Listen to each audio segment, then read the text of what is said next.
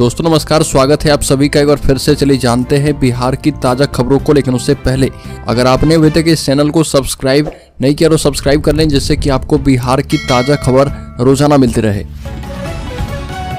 सबसे पहली खबर की बात करें तो जेडीयू ने जारी किया स्टार प्रचारकों की लिस्ट। मुख्यमंत्री नीतीश कुमार, ललन सिंह और विजय चौधरी समेत 40 शामिल जेडीयू ने लोकसभा चुनाव के लिए स्टार प्रचारकों की लिस्ट जारी कर दी है। नीतीश कुमार, ललन सिंह, विजय चौधरी, अशोक चौधरी, संजय झा, विजेंद्र यादव, संजय सिंह, रामनाथ ठाकुर, लेसे सिंह, रत्नेश सदा, खालिद अनवर सहित 40 लोगों की सूची में शामिल किया गया है। अगली खबर, बिहार के पूर्व डिप्टी सीएम तेजस्वी यादव ने सोशल मीडिया पर प्रधानमंत्री के परिवारवाद वाले आरोप का जवाब दिया और तेजस्वी ने बताया कि एनडीए ने कैसे 14 सीटों पर परिवारवाद को तरजीह दी है। चिराग पासवान की पार्टी भी उनके निशाने पर है। तेजस्वी यादव के पोस्ट पर बीजेपी ने कड़ी प्रतिक्रिया दी और कहा कि आरजेडी लालू प्रसाद के परिवार से शुरू होती है और लालू परिवार पर ही खत्म हो जाती है। अगली खबर, कांग्रेस में रहते हुए निर्दलीय चुनाव लड़ेंगे पप्पू यादव। लोकसभा चुनाव को लेकर किशनगंज, कटिहार, पूर्णिया, बांका और भागलपुर में कैंडिडेट्स नॉमिनेशन कर चुके हैं और इन पांचों में से सबसे hot seat Purnia Lok Sabha seat है। पप्पू यादव पूर्णिया सीट से नामांकन कर चुके हैं और गठबंधन में पूर्णिया सीट आरजेडी के कोटे में गई है और यहां से बीमा भारती पहले से ही नामांकन कर चुकी है। अगली खबर, पीएम मोदी ने जमुई के खैरा में सभा को संबोधित किया और इस दौरान उन्होंने लालू के जंगल राज, भ्रष्टाचार और इंडिया अलायंस पर निशाना साधा। पीएम ने कहा कि पहले आतंकी हमारे ऊपर हमला करके चले जाते थे, कांग्रेस दूसरे देशों के पास शिकायत लेकर जाती थी। हमने कहा कि ऐसा नहीं चलेगा, आज का भारत घर में घुसकर मारता है। और पीएम मोदी ने जमुई में कहा कि चुनावी सभा है या फिर विजय सभा, और उन्होंने चिराग पासवान और जमुई से कैंडिडेट उनके बहनोई को अपना भाई बताया। अगली खबर, 7 और 8 अप्रैल को बिहार के 9 जिलों में होगी बारिश। बिहार के अधिकतर जिलों में मौसम सामान्य बना रहेगा। वहीं 5 अप्रैल से राज्य के अधिकांश भागों में हवा की रफ्तार 35 किलोमीटर तक रह सकती है। मौसम विभाग के मुताबिक 5 अप्रैल से हिमालय के क्षेत्र में पश्चिमी विक्षोभ दस्तक देने वाला है और इसका असर बिहार के 9 जिलों पर पड़ने की संभावना है। अगली खबर, पीएम मोदी ने कहा कि कांग्रेस और राजद ने दुनिया में भारत का नाम खराब किया, जमीनें भी छीन ली। मोदी के खिलाफ अनाप शनाप बोलते रहते हैं और पीएम मोदी ने कहा कि पहले गरीबों का पैसा बीच में लूट लिया जाता था, अब वह पैसा सीधे आपके खाते में जाता है। जमुई में ही सिर्फ किसानों को 850 करोड़ रुपए से अधिक की राशि उनके बैंक खाते में पहुंच चुके हैं। हम लोग बिहार में उद्योग और कारखाना लगा रहे हैं, वहीं राजद के लोग अपहरण का उद्योग चलाते थे। पीएम मोदी ने जमुई के खैरा में कहा कि हम लोग हाईवे और एक्सप्रेसवे बना रहे हैं, जबकि राजद के लोगों ने बिहार में गड्ढे और खाई बनाई। पीएम मोदी ने अपनी सभा में कहा कि आप लोग घर घर जाकर सबको बताएं कि मोदी जी जमुई आए थे और सबको अपना प्रणाम कहा है।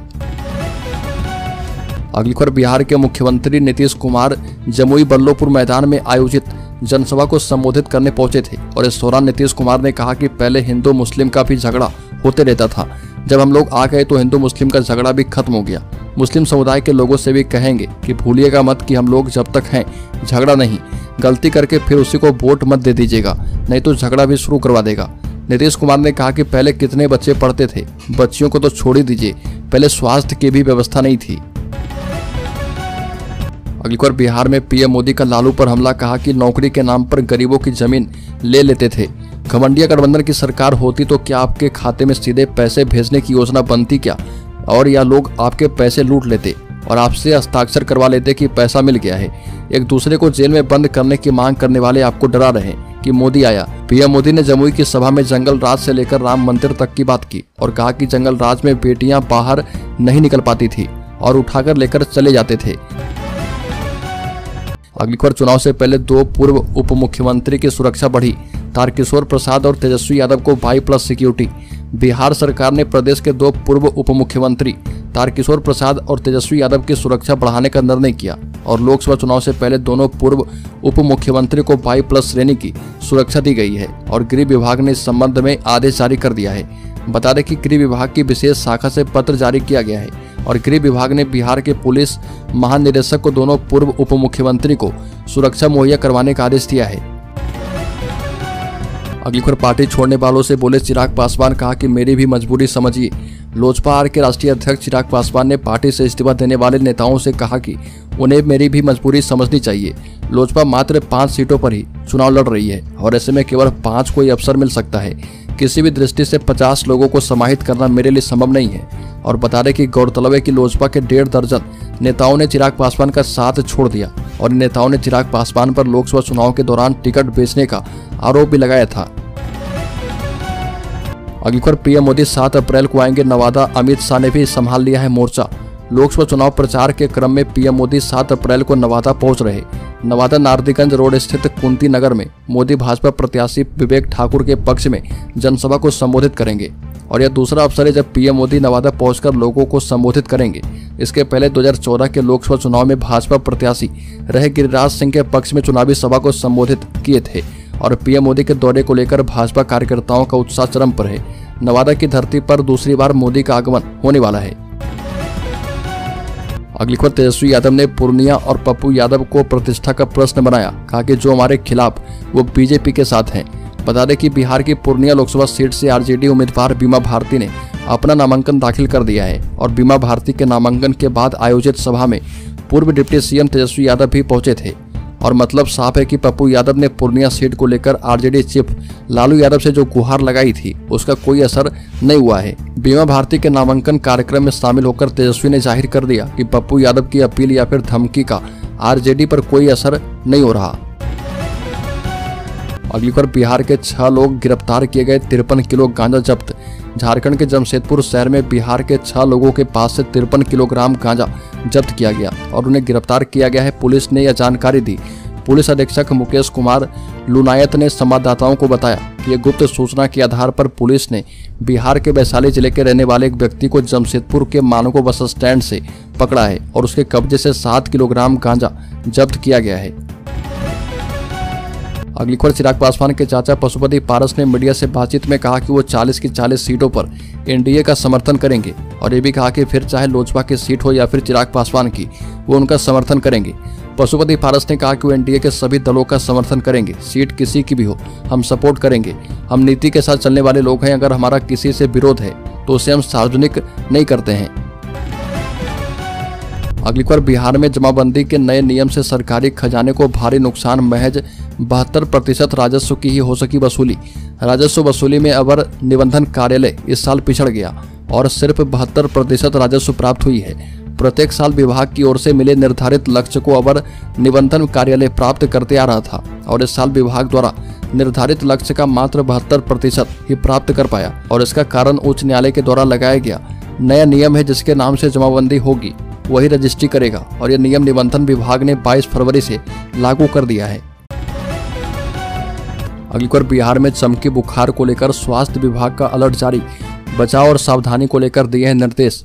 गर्मी बढ़ने के साथ ही चमकी बुखार को लेकर स्वास्थ्य महकमा अलर्ट हो गया है और ऑनलाइन बैठक में स्वास्थ्य विभाग के मुख्य सचिव प्रत्यय अमृत ने दरभंगा में चमकी बुखार यानी एईएस से निपटने की तैयारियों का ब्यौरा लिया और उन्होंने प्रभारी civil surgeon doctor Satyendra Kumar को चमकी बुखार की चुनौती से निपटने के निर्देश दिए हैं और जिला मुख्यालय के साथ ही सभी पीएचसी पर कंट्रोल रूम बनाने को कहा गया है।